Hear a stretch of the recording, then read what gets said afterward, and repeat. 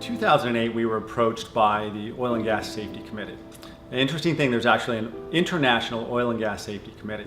It's comprised of all the large oil and gas companies, ExxonMobil, ConocoPhillips, BP, Shell, Chevron, and also contractors such as Halliburton, Schlumberger, and everyone down the list. In the world, these guys are competitors, but they share best practices when it comes to safety. So they share all of their data. They get together 6 times a year and they discuss injuries, back injuries, foot injuries, hand injuries, head injuries. So in 2008, they had pretty much driven down all of their injuries except for hand. At that point, hand injuries accounted for over 70% of all injuries on oil platforms. And everything they had tried to that point couldn't bring the hand injuries down any lower.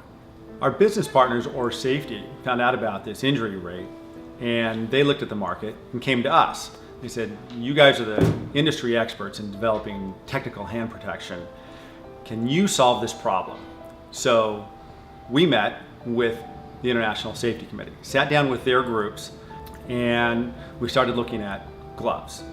What they were using today, which had no hand protection whatsoever, knit gloves, and what were the injuries they were getting. We looked at statistics and photos and diagrams and x-rays. And their biggest issue in hand injuries turned out to be impacts to the back of the hand and to the fingertips. When you're out there on an oil rig, everything's heavy, everything's massive, and you're handling it with your hands, whether it's a crane or a pipe, and you're moving it from the left side to the right side around big heavy equipment. And people get their hands pinched between points, and you end up with bruised fingers, broken fingers, fractured fingers. And an injury like that, guy goes on disability, has to leave the rig, has to get boated or flown off the rig, a new guy has to come in, costs a lot of money. So a small hand injury due to a 50-cent glove was costing $20,000, $30,000 in lost profit. So they recognized that this was an area to improve their worker safety and improve their bottom line. So we took what we learned from the meeting in Houston and started building prototypes. Here's our first one. You can see we extended the TPR finger protection all the way down to the fingertips. We gave it neoprene knuckle protection and metacarpal protection on the back of the hand and a Velcro wrist closure.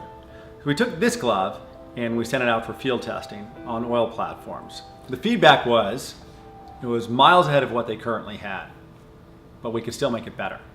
So they wanted more knuckle protection and they wanted us to get rid of the Velcro strap. We were surprised.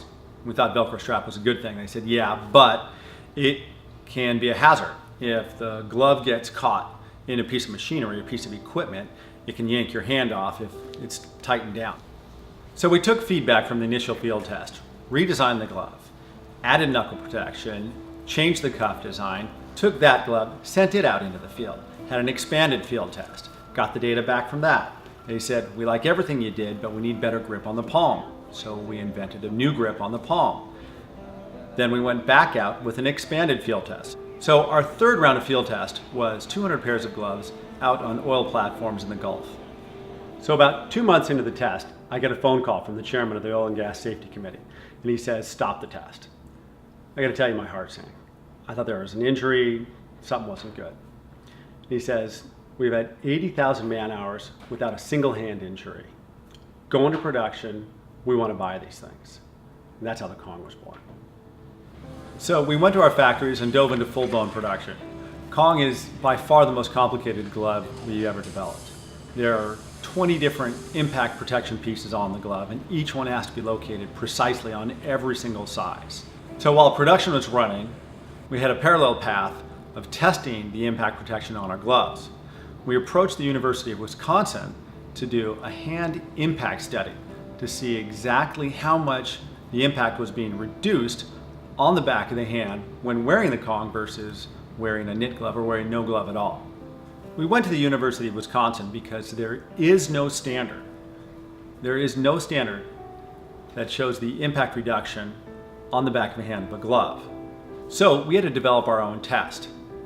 And the test involved putting the glove onto a mannequin hand. First thing we did was put it onto a mannequin hand made out of wood. But during the testing, we realized that the hand didn't mimic the mechanics of a human hand well enough.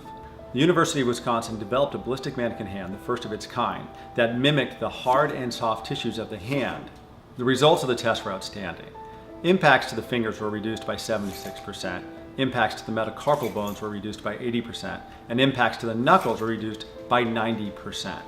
When we took this information to the Oil and Gas Safety Committee, they were ecstatic. Basically, the way they look at it, an impact of 400 pounds is now reduced to an impact of 40 to 60 pounds, which a hand can survive. Can't survive the 400-pound impact. It can survive the 40 to 60-pound impact. Since then, we've expanded the Kong line. We have the Kong Dexterity Super Grip, Kong Cold Condition Waterproof, Kong Slip and Oil Resistant, and now we're coming out with the Kong Cut Resistant. All of the gloves have the same impact protection as the Kong original, but we don't stop there. We're constantly innovating. We spend countless hours in the trenches.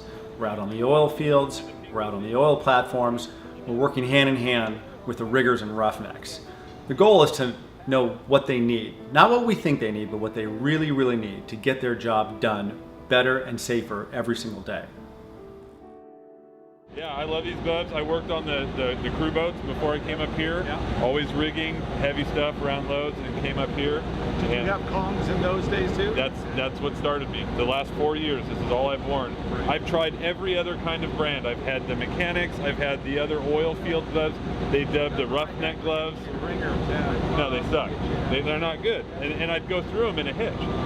Oh, hitch is 7 days of straight 12 to 16 hours a day working. How long are these gloves lasting? I've had these for 8 months. You've used this glove for 8 months? This pair. Wow. I've been through 4 pairs total in 4 or 5 years. Almost 5 years. So this is an improvement over this.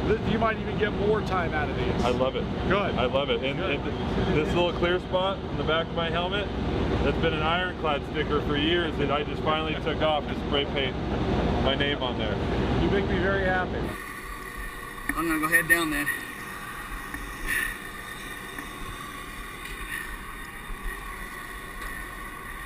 Hey, greasy, hey grip, stitching. I was able to climb up on that boom. Just pull yourself because they grip so good. I like them.